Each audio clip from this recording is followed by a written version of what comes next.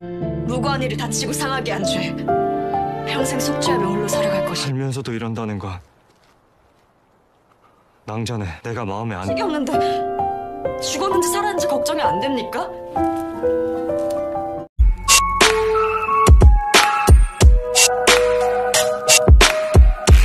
Hai Sobat Cinggu, jumpa lagi dengan Blossom Official 19. Semoga Sobat sukses selalu.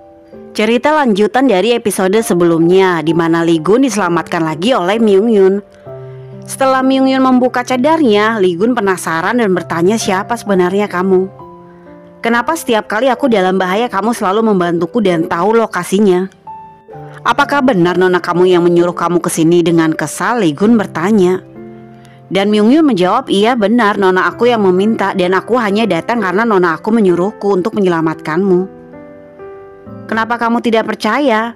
Lee Gun menjawab, setidaknya biar aku tahu kamu memihak siapa. 아씨께서 알려주셨습니다. 전 그저 아씨의 분부를 따랐을 뿐입니다. Gapsok meminta, ayo kita pergi dari sini, nanti saja pertanyaannya kalau sudah aman. Dan mereka pergi bersama. Pada saat di perjalanan, Lee Gun capek dan kesakitan lalu dia beristirahat. Myung Yun mencoba membantu melihat lukanya, tapi Lee Gun tidak mau karena marah dan kesal kepada Myung Yun. Dan mereka berdebat guys, membuat Gapsok jadi salting lihat pertengkaran mereka. Tapi Myung Yun tetap memaksa untuk melihat lukanya dan ekspresi Lee Gun bingung sendiri.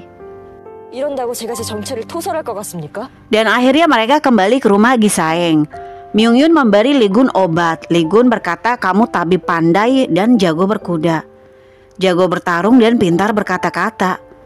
Tidak ada pelayan di Joseon yang sepertimu. Pertama kali aku melihatnya sekarang.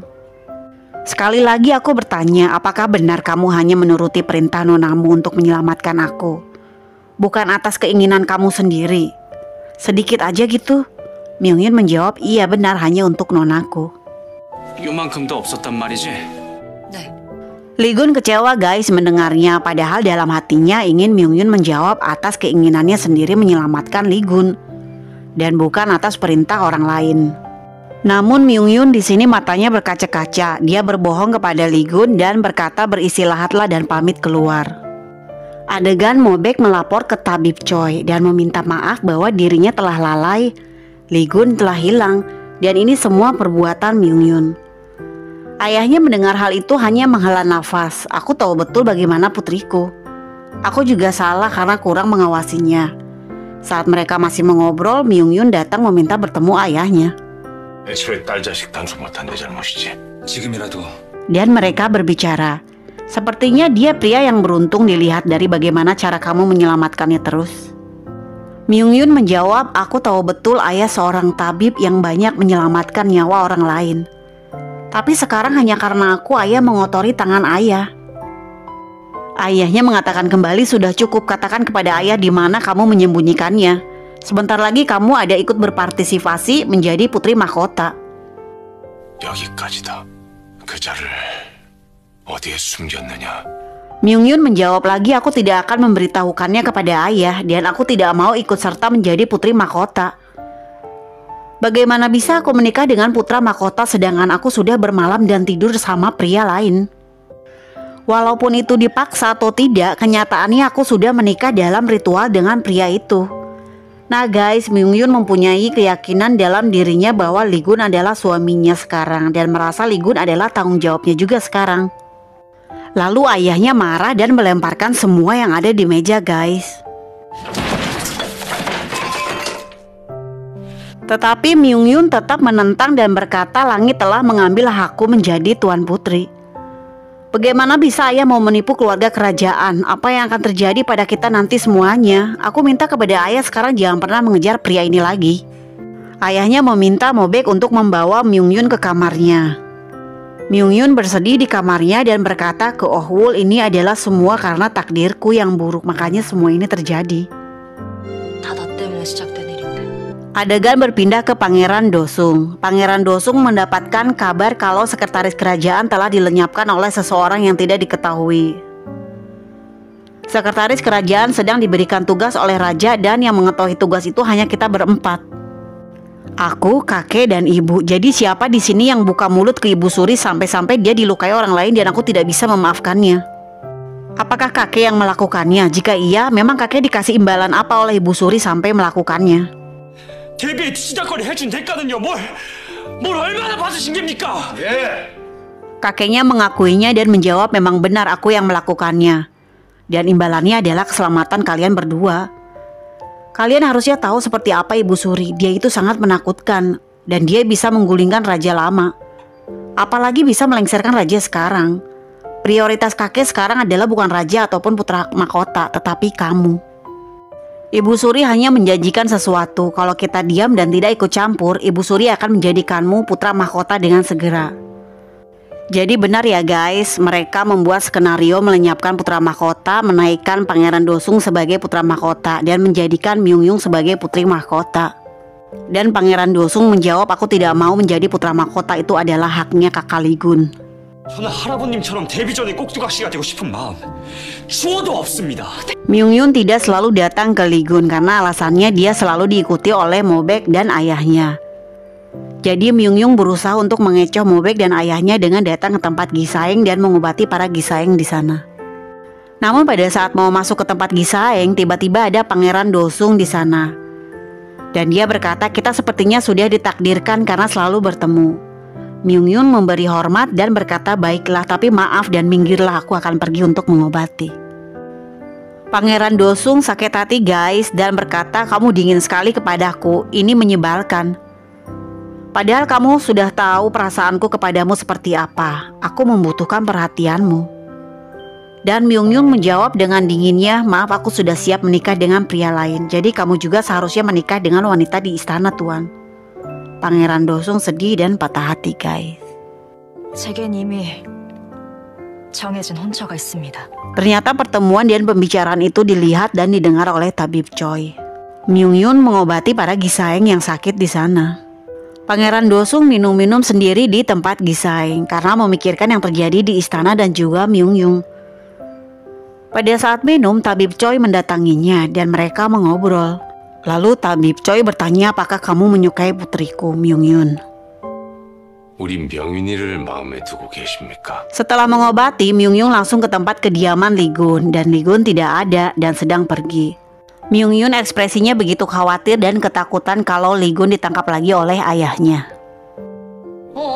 그래 돌아오기만 해봐. 내가 그냥 Lee-gun sedang menemui seorang pemuda yang telah melukainya sekaligus yang menyelamatkannya, yaitu Sosang. Sosang meminta maaf kepada Lee-gun, dia melakukannya karena keluarganya diancam dan Lee-gun memaafkannya. Lee-gun bertanya beberapa pertanyaan ke Sosang dan Sosang menjawab dan memberikan informasi kalau sekretaris dan pelayan ratu sudah dilenyapkan. Dan Lee-gun kaget. Dan juga aku memata-matai kediaman Ibu Suri untuk sementara ini belum ada apa-apa. Tapi yang anehnya menurut pelayan Ibu Suri yang percaya kepadaku, dia mengatakan Ibu Suri telah bertemu lagi dengan pria itu di pavilion Buyong. 데뷔가 부용정에서 또 사내를 만났다 합니다. Lee-gun menjawab, bagaimana mungkin Ibu Suri bertemu lagi dengan kekasihnya? Kekasihnya kan tabib Ho dan sudah bundir. Itu adalah info yang aku dapat dari tabib Choi. Apakah pelayan itu bisa dipercaya? Apakah dia tidak berbohong kepadamu? Sosang menjawab, tidak yang mulia, dia adalah pelayan justru yang telah memberitahu putra mahkota waktu Ibu Suri bertemu dengan kekasihnya pertama kalinya. 내가 직접 보고 전해준 얘기니 확실할 것입니다. Sosang menjelaskan bukan berarti kami melayani Ibu Suri semuanya memihak kepadanya. Kami mengikuti perintah hanya karena takut kehilangan keluarga kami ataupun keluarga mereka. Pertemuan Ibu Suri memanggil tabib Choi berpura-pura sakit, tapi sebenarnya dia rindu dan ingin bicara. Ibu Suri mengatakan kalau dirinya sulit bernafas di sini. Kita sudah saling mencintai selama 30 tahun. Bagaimana kita kabur saja? Dan aku akan sangat bahagia bisa menjadi istrimu. Ibu Suri memanggil tabib Choi dengan panggilan kakak. Dan tabib Choi sendiri memanggilnya dengan nama Soreon.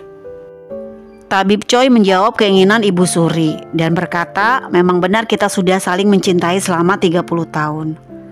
Tapi saat kamu dinikahi oleh Raja Suwang dan menjadi ratu, kemudian kamu ditahan oleh raja sebelumnya dan kembali lagi menjadi Ibu Suri. Bahkan sampai sekarang pun aku masih mencintaimu. Dari dulu aku berpikir kita bisa kabur. Tapi andaikan kita kabur pun mereka tetap akan mengejar kita sampai akhir. Dan akhirnya kita akan ditemukan dan dilenyapkan. Ibu Suri menjawab aku tidak peduli. Dan Tabib Choi menjawab kembali, aku ingin kamu tetap aman di sini dan jangan memikirkan hal-hal lain. 너만은 꼭 지킬 것이다. Pelayan kepercayaan Ibu Suri menangis di luar guys, entah kenapa belum diceritakan ya. Lalu Tabib dan Ibu Suri setelah membahas percintaan mereka mulai membahas tentang putra mahkota. Mereka sudah sepakat untuk melenyapkan putra mahkota dan menaikkan Pangeran Dosun menjadi pangeran mahkota dan menjadikan Myung-Yun sebagai putri mahkota.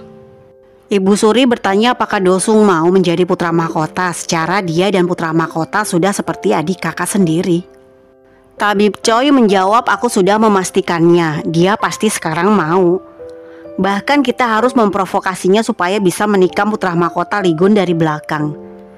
Karena Pangeran Dosung mencintai Myung-Yun putriku. Sebagai pria dia akan melakukan apa saja untuk wanita yang dicintainya. Menjadi miliknya, percaya padaku Ibu Suri. 대체 도성대군이 마음에 품은 여인이 누구인데? 우리 명윤이. Myung-Yun masih menunggu Ligun pulang sampai malam. Saat Ligun pulang, Myung-Yun kesal dan memberikan obat sambil mengatakan rebus saja sendiri obatnya. Ligun kaget dan tersenyum. 직접 다려드십시오. Apakah kamu marah? Myung-Yun khawatir dan kesal guys, benih-benih cinta sudah muncul nih sepertinya. Myung-Yun matanya merah dan mau menangis mengatakan iya benar aku kesal karena kamu pergi sangat lama dan aku tidak tahu kamu di mana. Aku sangat khawatir. Jadi aku minta tolong jaga diri, minum obat yang teratur supaya kamu bisa cepat pulih. Ligun senang dan terharu melihat Myung-Yun seperti itu. Dan Ligun meminta maaf dengan tulus kepadanya karena tidak tahu kalau dirinya sangat sekhawatir itu kepadanya. Dan Ligun berjanji tidak akan kemana-mana lagi tanpa sepengetahuannya. 딱 한 번만 더 나갔다 오면 안 되겠느냐? 그냥 Dan Ligun di sini meminta bantuan kepada Myung-Yun untuk menemaninya ke suatu tempat, yaitu ke ruang duka Tabib Ho. Setelah sampai di sana, di tempat duka Tabib Ho, Myung-Yun dan Ligun menyelinap masuk ke tempat peti tabib, dan Myung-Yun membukanya. Ligun meminta pertolongannya supaya bisa mengautopsi apakah dia diracun atau benar-benar bundir. Dan setelah Myung-Yun mengeceknya guys, Myung-Yun berkata kepada Ligun, walaupun aku hanya sedikit tahu tentang autopsi, tapi aku tahu tabib ini diracun, lihat hasilnya. 아마 누군가가 이 사람을 독살한 후에 Ligun meminta Gapsuk untuk memberikan koin ini kepada Pangeran Dosung. Ligun ingin menemuinya, tapi Gapsuk melarangnya karena kita tidak tahu Pangeran Dosung itu sekarang berada di pihak siapa. Tidak mungkin dia adalah adikku, aku mempercayainya, cepat jalankan perintahnya. 도성이 말고 믿을 사람이 없지 않느냐? Lalu Gapsuk menyuruh bocil-bocil yang ada di pasar memberikan koin ini kepada Dosung. Karena Dosung pasti tahu ini adalah koin apa. Setelah memberikannya kepada Dosung, Dosung flashback dan ingat kalau koin ini adalah pemberian kakaknya Ligun. Yang dimana koin ini bersifat darurat untuk supaya mereka bisa bertemu di tempat pertemuan mereka rahasia waktu kecil. Dan Dosung langsung pergi ke sana. Dan Ligun sendiri sudah menunggunya. Mereka berbicara dan Ligun berkata, kakak senang kamu masih mengingat tempat rahasia kita. Kakak ingin bertanya kepada kamu, kamu sekarang memihak siapa? Lalu Dosung menjawab dan marah kepada kakak. Kenapa kakak bertanya seperti itu? Aku adalah adikmu, kenapa kamu tidak mempercayaiku? 이 아우 미치는 꼴이라도 보시려고 작정하셨습니까? Apakah karena kakek yang telah mengkhianatimu dan aku juga? Ligun menjawab, bukan. Bukan begitu, lihat lukaku. Ini adalah hasil mempercayai mereka. Jadi aku berharap kamu adikku tetap memihakku. Dosung menjawab sambil marah, aku akan mengikutimu sampai akhirat kak. Dan Dosung menangis. Lalu Ligun memeluknya, meminta maaf kepada Dosung. 형님이 가자면 지옥이라도 따라갈 건데 왜 형님을? Lalu Ligun memberitahu tentang Tabib Choi. Setelah kakak berpikir keras, kakak baru menyadari bahwa kekasih Ibu Suri bukanlah Tabib Ho, melainkan Tabib Choi sendiri. Dia sengaja melenyapkan Tabib Ho untuk menutupi perselingkuhannya. Ligun mengajaknya bekerja sama dan memerintahkan Dosung untuk pergi ke istana dan ke toko obat publik. 그럼 오랜만에 우리 손발 좀 맞춰볼까? Ibu Suri memprovokasi Ratu supaya bisa bekerja sama dengannya dengan menceritakan kisah percintaannya. Dengan bercerita tentang kisah percintaannya, yang dimana Ratu akhirnya menjadi simpati dan mau bekerja sama sebagai imbalannya adalah Dosun naik tahta. 내 모든 것을 다 바쳐서라도 그분을 지키려는 것뿐이에요. Ratu mendatangi raja dan berkata, aku akan membawakan makanan untukmu raja. Dan pada saat raja makan, seperti biasa pelayan mencicipinya. Dan ada salah satu makanan tidak dicicipinya dan malah dijatuhkannya. Namun raja tidak melihatnya. Lalu raja makan makanannya. Adegan berpindah ke Myung-yun yang sedang mengobati para pasien di klinik. Tak lama Li-gun juga datang ke klinik dan melihat-lihat. Mobek juga di sana. Kemudian Mobek melihat Li-gun dan Mobek gercep langsung meminta Myung-yun untuk melihat pasien lain supaya Li-gun tidak melihatnya. 주인마님께서 왕진 좀 다녀오라십니다. Kedatangan Li-gun datang ke sini memang ingin bertemu dengan Tabib Choi dan mereka berbicara. Li-gun bertanya kepada Tabib Choi dengan tegas, aku ingin kamu menjawab dengan jujur pertanyaanku. Apakah benar pria yang ditemui Ibu Suri adalah kamu, Tabib? Dan Tabib Choi mengakuinya guys dan menjawab, iya benar, aku adalah pria yang ditemui Ibu Suri. Aku adalah pria yang jatuh cinta kepada wanita bernama Soreon selama 30 tahun dan aku kekasihnya. Benar. 데뷔가 부영종에서 만났던 사내가 영감입니까? 예. Li-gun terdiam lalu marah besar kepada Tabib Choi dan berkata, kenapa kamu sangat percaya diri menjadi kekasih Ibu Suri? Dan juga kamu banyak melenyapkan orang lain hanya untuk menutupi perselingkuhan kalian. Pangeran Dosun juga menuju ke klinik guys. Tabib Choi berkata, aku sebagai pria bisa saja melakukan semua hal buruk untuk wanita yang dicintainya, karena Raja Lama telah mengambil wanitaku. Li-gun menjawab lagi, kamu telah menghina kerajaan dan tidak menghormati raja. Kamu juga ingin Ibu Suri lenyap. Jika semua orang tahu tentang kalian, Ibu Suri juga tidak akan selamat. 조각내 천지 사방에 흩뿌려 짐승의 먹이를 던져줄 것이야. Akan kupastikan kalian tidak akan pernah bertemu lagi dan akan kuhukum kalian secara eksekusi. Li-gun marah kepada Tabib Choi, tetapi Tabib Choi-nya sendiri santai banget guys ngadepinnya. Lalu pada saat Li-gun keluar dari klinik atau kantor obat publik, di depan sudah ada banyak prajurit dan Pangeran Dosung guys. Di mana salah satu komandan berteriak dan mengatakan ini adalah si Li-gun pria yang berkhianat. Dan Li-gun terkejut melihat dan mendengar apa yang dikatakannya. 역적 이거는 오라를 받아라. Lalu Li-gun melihat Pangeran Dosung dan Pangeran Dosung membuang mukanya guys. Li-gun sakit hati. Pada saat Myung-yun di dalam perjalanan mau pulang, Myung-yun melihat banyak orang yang sedang melihat rombongan. Lalu Myung-yun datang ikut melihat juga.